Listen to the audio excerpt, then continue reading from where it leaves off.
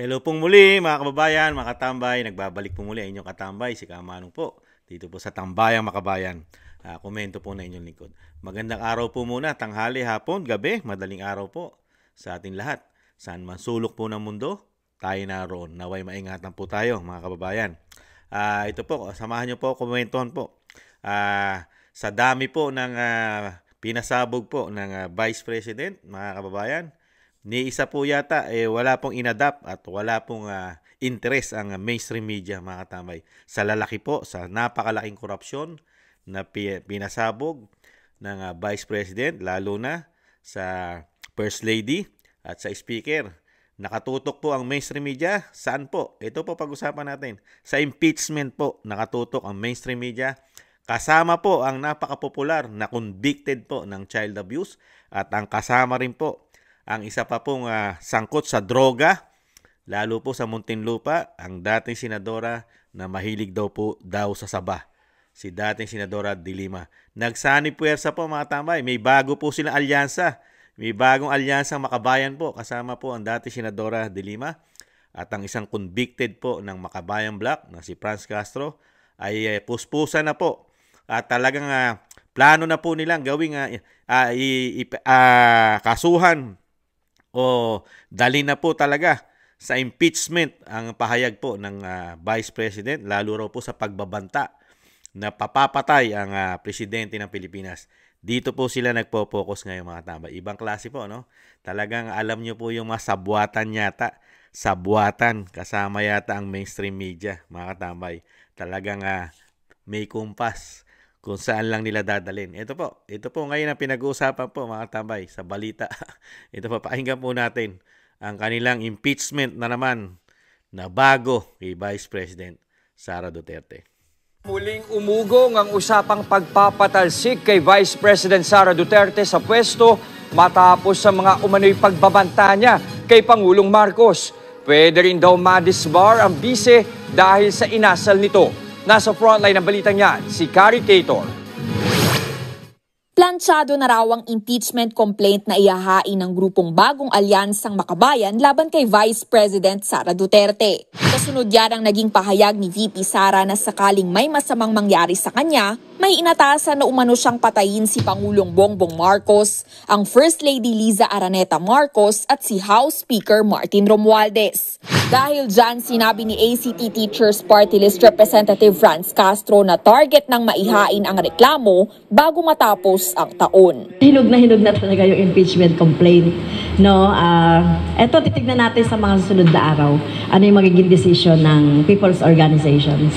Unang umugong ang impeachment complaint laban kay VP Sara dahil sa hindi pa rin maipaliwanag na pagwawaldas ng milyon-milyon niyang confidential funds. Ngayon, mas lumakas pa ang panawagan dahil umano sa pagbabanta nito sa buhay ng Pangulo.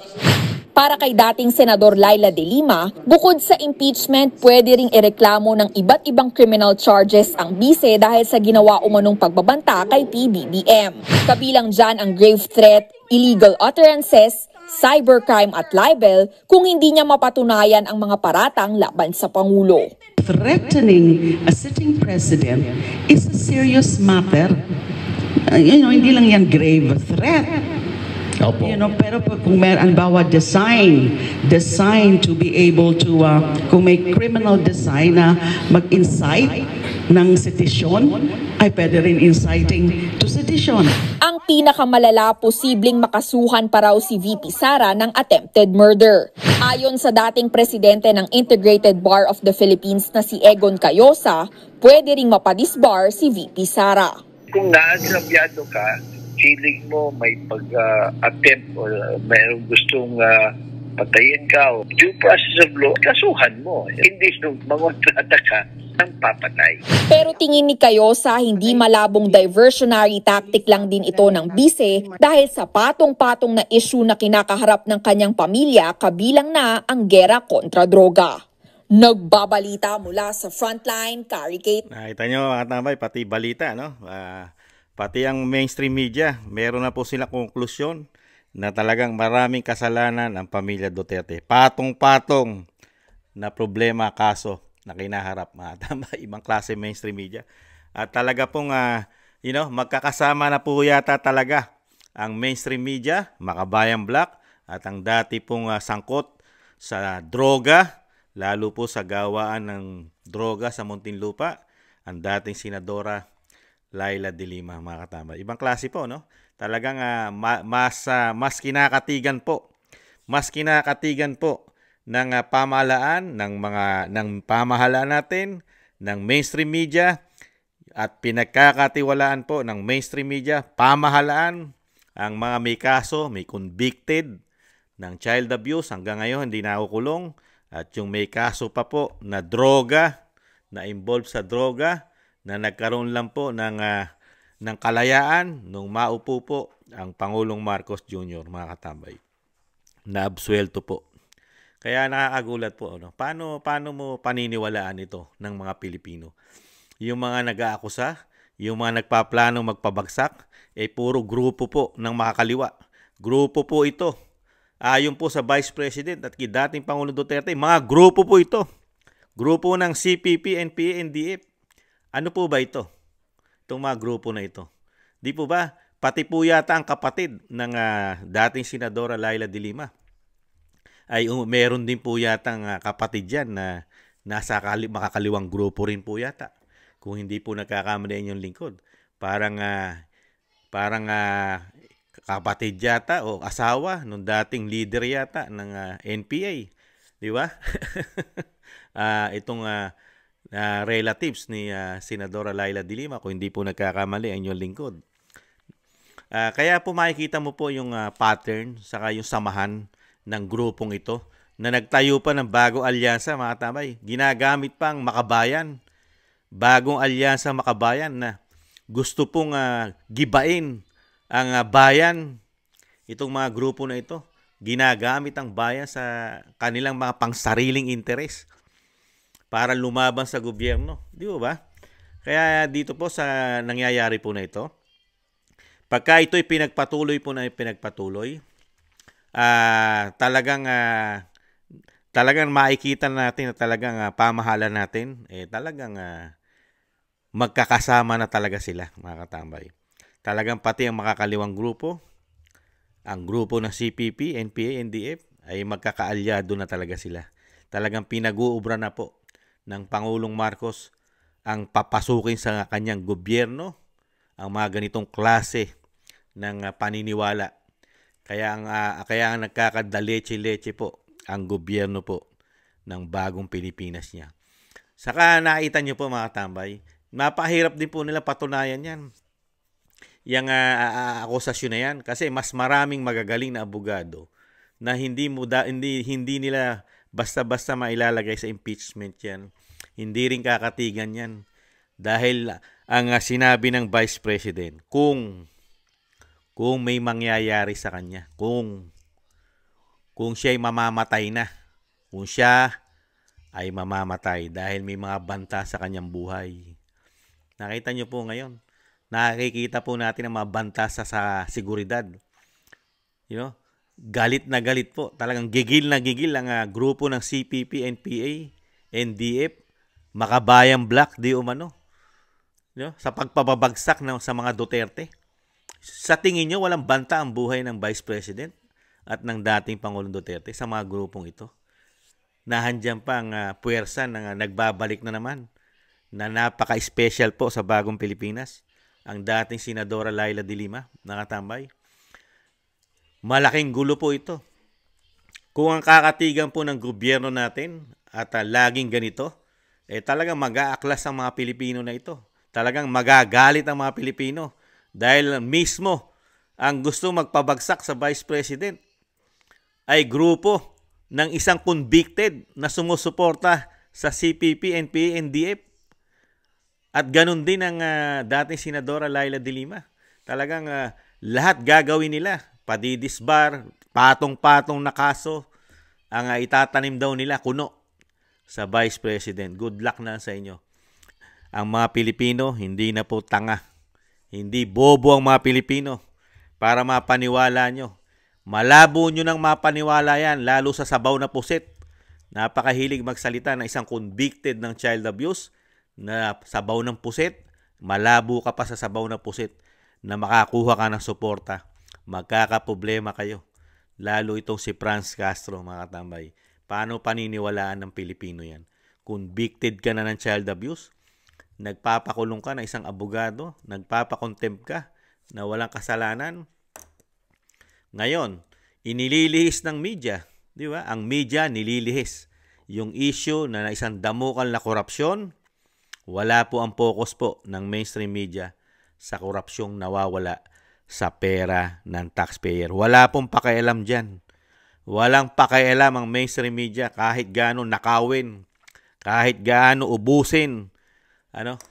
Di ba? Kahit nanakawin ng bagong Pilipinas ang pera ng taxpayer, walang pakialam dyan ang mainstream media. Basta sila, nakatutok lang sila para pabagsakin ang magiging hadlang dun sa nangangarap maging presidente at prime minister. Mga katambay, dahil hindi po nila kayang talunin ito. At isa pa, manganganib ang kanilang samahan. Ang kanilang organisasyon. Ang kanilang organisasyon ay manganganib.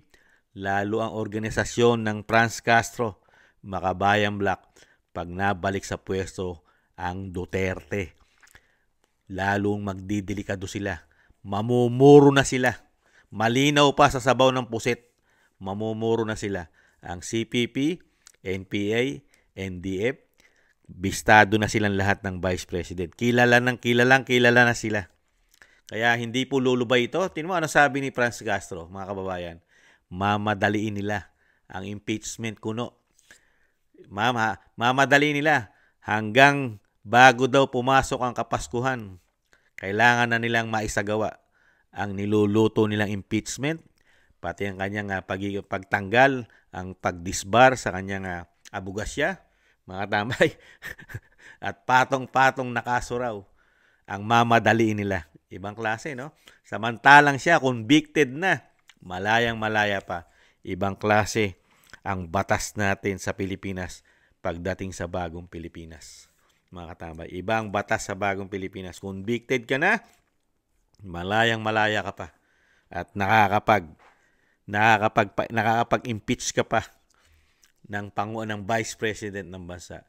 Kaya dito po mga katambay, dito po ang nakikita po natin dito, talagang hindi po nila talaga titigilan ang Vice President.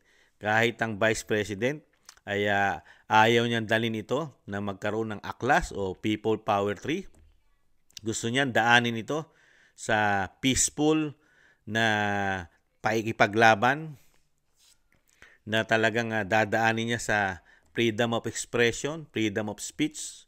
At dito po, nagpahayag po siya na talagang lalo po sa darating na halalan, malapit na po. Hinamon niya na po lahat, di ba? Lahat ng taong gobyerno ay hinamon niya. Lahat na naglilingkod sa gobyerno na kailangan na magpa-drug test. Pero never binanggit ito ng mainstream media. Sana banggitin din po nila ito. Itong mga hamon na ito. Nakatutok po kasi sila. Hindi po kasi nila lulubayan. Never nilang lubayan, lalo ang Makabayan Black at ni dating Senadora Laila de Lima. Never nilang titigilan yan. Kasi yan ang tinik. Yan ang hadlang sa kanilang mga ambisyon, lalo sa pagpapabagsak. Dahil wala namang ambisyon ng NPA, mga CPP, NPA, NDF. Wala namang ambisyon yan kung hindi pabagsakin ng gobyerno. Ano po ba ang hangarin ng mga ito? Di ba? Mga komunista. Ano hangarin yan? Sila maghari. Pabagsakin ng gobyerno at sila maghari. Ganun yan eh. Kaya wala kang makukuha rito na sasabihin mga makabayan. Meron bang makabayan na nasasapalan ng salapi? Nasasapalan ng mga kwarta? Di ba?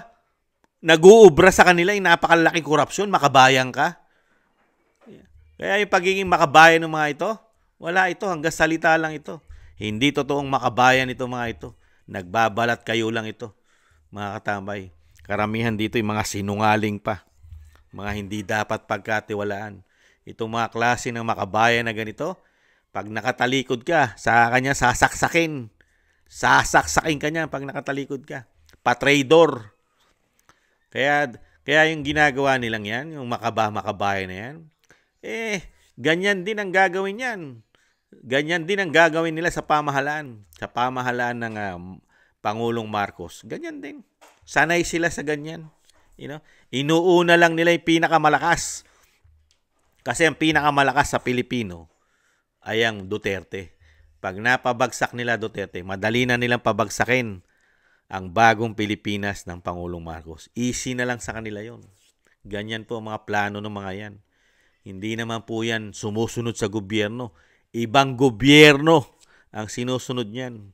Ibang adhikain yan eh. Yung mga CPP, NPA, NDF, iba hangarin yan. Hindi ang hangarin yan eh, yung kagustuhan ng gobyerno. Ibang gobyerno ang gusto nila. Ganyan po yung mga yan. Kaya napakahusay po nilang maglinlang. Lilinlangin ka lang yan, mga kababayan. Yang mga yan. Kaya yan po, dapat po talaga ma-abolish na yan. At yung ginagawa nilang ito sa Vice President, good luck na lang sa kanila. Never na kayong patulan kahit ano gawin nyo.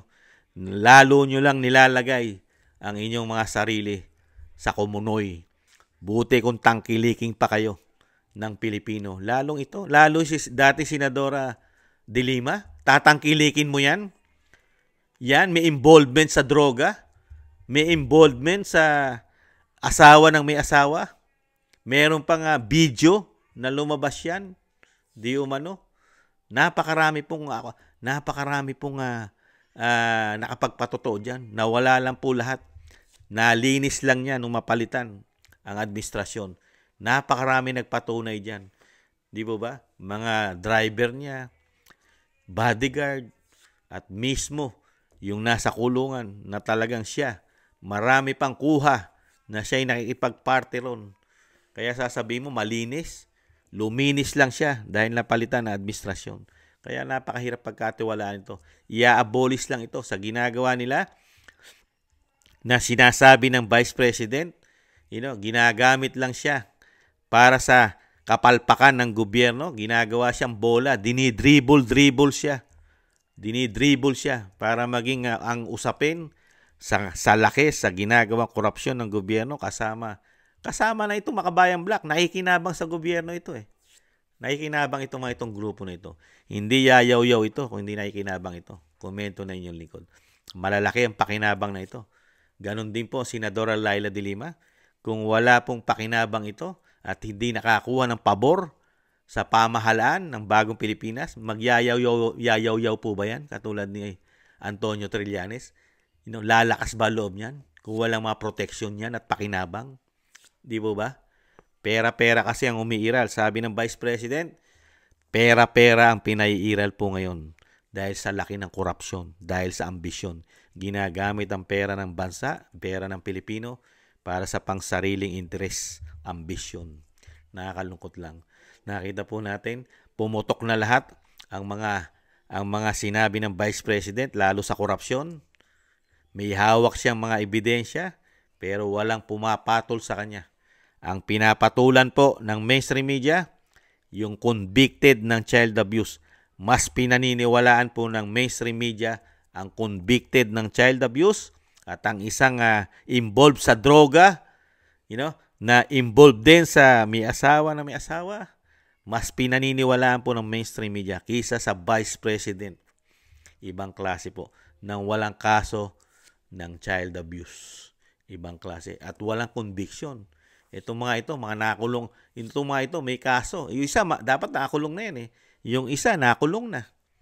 Pero mas pinaniniwalaan po ngayon ng bagong Pilipinas at ng mainstream media. Kaya tama yung sabi ng Vice President nagsama-sama na sila. Kaya tayong mga Pilipino, tayo naman na magsasama-sama. Hindi tayo sasama sa mga ganitong klase na nakikita natin ng baluktot ng paniniwala at masama ang hangarin sa ating bansa. Hindi natin sasamahan itong grupo na ito, lalo sa grupo ni Laila De Lima at lalong-lalo sa grupo ng CPP, NPA, NDF, Makabayang Black. Hindi natin sasamahan yan dahil alam natin na yan na hindi sa kabutihan ng ating bansa at hindi kabutihan ng mga Pilipino ang isinusulong yan. Kung sino pa ay nagtatrabaho ng tapat at masipag na nagtatrabaho sa ating bansa, yung pa ang kanilang kinikitil dahil ayaw nilang umasenso ang bansa. Yan ang layunin ng mga yan. Gusto nila laging magulo ang bansa para makapasok sila. Di umano. Kaya good luck na lang. Ang mga Pilipino, malapit na kayo. Masushoot na kayo sa inodoro lahat. At pag nakabalik ang Duterte, paalam, baka hindi na kayo makita at hindi na kayo ma-interview ng social media. Maluwag na maluwag pa ang kulungan sa inyo. Sigurado yon, 100%. Muli po si Katambay Manong na talagang ganun po. Ang talagang gagawin na lang natin, magsama-sama po tayo at magkaisa, lalo po sa pagboto ng tamang maglilingkod sa ating bansa. Kilala na natin sila. Kilala na natin ito. Never na makatikim ito ng posisyon sa ating bansa. Kailangan na po natin silang huwag bigyan ng pagkakataong makabalik. Dahil lalakas sila, lumalakas sila, mga katambay. Tayo ang nagkakaproblema. Hindi naman sila nagseserbisyo sa atin eh. Wala tayong serbisyong napapala dyan. Ano napapala natin serbisyo kay Laila de Lima sa Makabayan Black? Anong serbisyo binibigay sa atin yan? Puro pasakit. Pati mga anak natin, nagdedelikado pa sa kanila. Pag naanib sa grupo na yan. Di ba? Walang binibigay na programa sa atin yan. Kung hindi, pasakit. Pagka minalas-malas ka pa, mamamatay pa ang ating mga anak sa kanila. Maraming salamat po mga katambay sa mga nakagusto po ng ating Tambayang Makabayan sa YouTube at TikTok. Ganun din po sa mga nagko-comment, like, share, and subscribe. Maraming salamat po mga katambay. Ingatan nawa po sa muli. Paalam. Bye-bye.